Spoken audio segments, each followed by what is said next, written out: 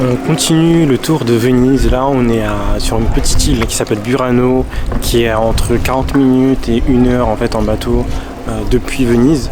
Et en fait, Burano, c'est quoi? Enfin, en fait, il y a 3 îles. Enfin, après, c'est des presses, il y a plusieurs petites îles. Mais en fait, quand on dit excursion à partir de Venise, il y a soit Burano, soit Murano, soit Torcello, soit Mazzorbo. Enfin, il y a plein de petits trucs comme ça au nord de Venise. Nous, on a décidé aujourd'hui d'aller donc à Burano, à Mazzorbo et à Torcello. Et ici, là, on est sur directement la place principale de Burano, avec son église là, le San Martino.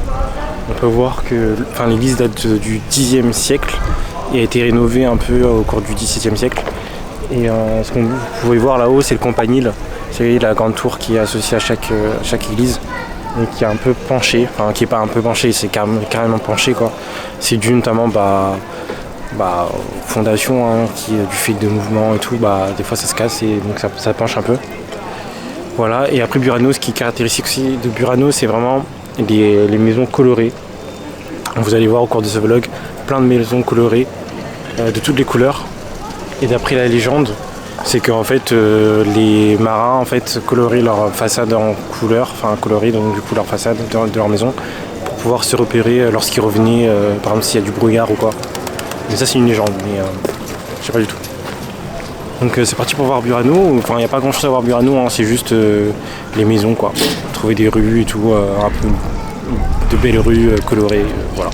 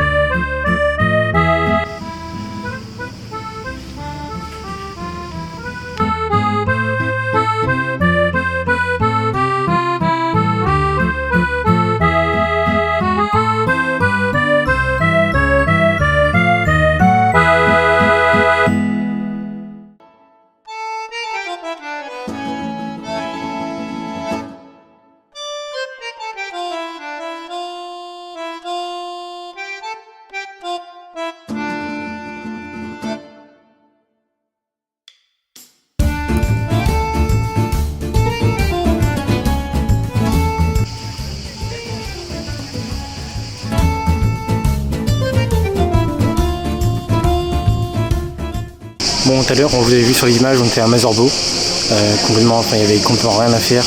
Il y avait quelques petites maisons colorées, un peu comme Burano, mais en vrai, c'était vide.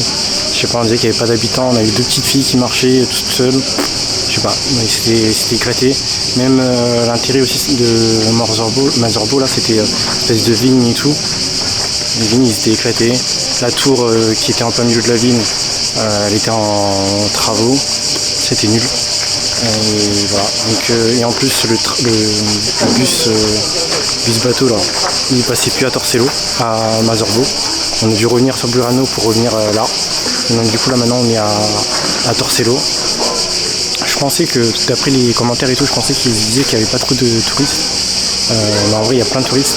Et j'ai l'impression aussi que c'est un coin aussi de réunion pour les Italiens assez riches, assez branchés, je sais pas. Il y a des petits restos là dans le petit canal.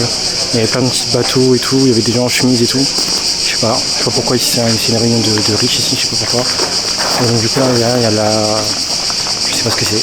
C'est une église ou je sais pas, j'ai pas regardé non plus. Enfin je sais plus. On va monter tout en haut. Apparemment on a une très belle vue. Et voilà, c'est parti les gros.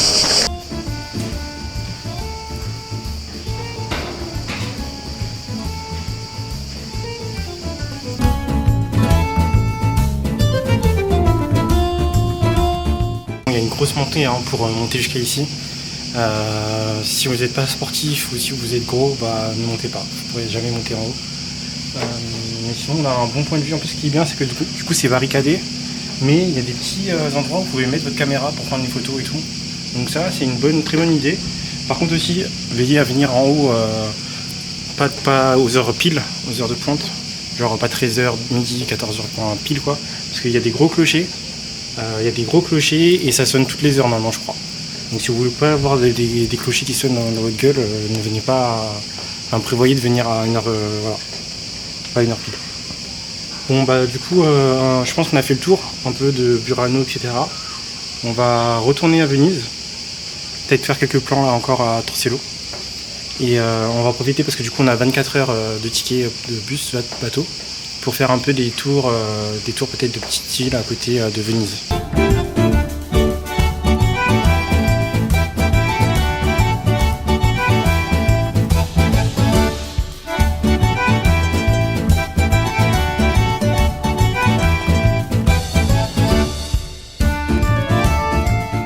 Du coup là on est toujours à Torcello et là ici on a le pont du diable. Apparemment l'histoire c'est quoi? C'est qu'en fait la personne qui a construit ça, il a sacrifié une personne pour construire ça. Donc c'est pour ça qu'ils l'ont appelé le pont du diable. Et aussi apparemment ça porte malchance aussi de marcher dessus. Mais bon. Et vous remarquez c'est comme le pont à Venise, il y a un des ponts à Venise comme je vous ai dit dans le vlog précédent, c'est qu'en fait il n'y a pas de barreaux sur le côté. C'est aussi un pont. Si vous n'avez pas cette chance là de voir ça à Venise, vous pouvez aussi le voir ici. Et donc du coup derrière on a aussi la vue sur l'église.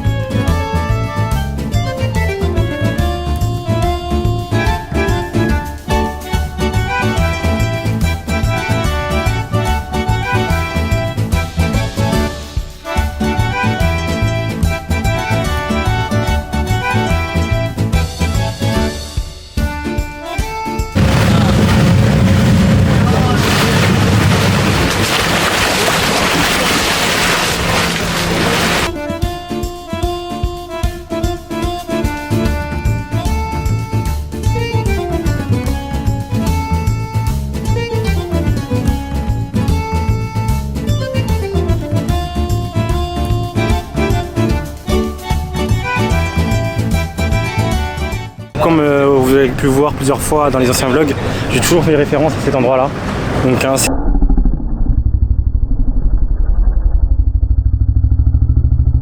c'est l'endroit où du coup Buccellati s'est fait tuer par Diabolo. Hein. Voilà, c'est dans Jojo Golden Wind. Et on était obligé d'être là en fait, de venir ici. Et franchement c'est impressionnant. C'est impressionnant, là ici il y a le lieu où ils sont venus rendre Autriche. Là ici où Fugo il est resté là. Fugo il est resté là et les autres. Fugo il est resté là et les autres ils sont partis dans cette direction là. Les autres en bateau. Et voilà. Hein. Voilà, on est là. Et en tout cas ça fait plaisir d'être là quoi.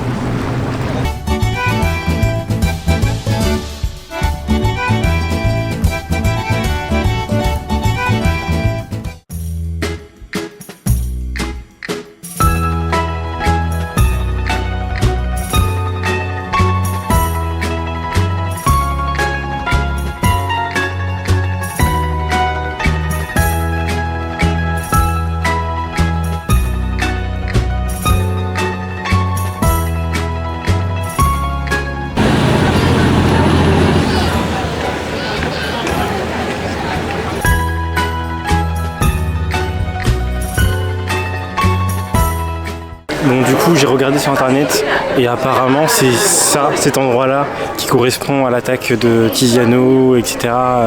Dans Jojo Bizarre Adventure. Je vous avoue que moi je pense que c'est pas ça, hein, ça ressemble pas du tout. Dites-moi si vous pensez que c'est plus ça ou plutôt l'endroit que j'avais repéré. Je sais pas pourquoi, moi je pensais qu'il y avait une espèce de mur, surtout qu'il n'y avait pas de deuxième pont dans mes souvenirs. Donc je pense pas que ce soit ça. Mais bon, voilà, dites-moi. Et alors faut regarder l'ancien vlog hein, pour voir un peu la différence entre les deux.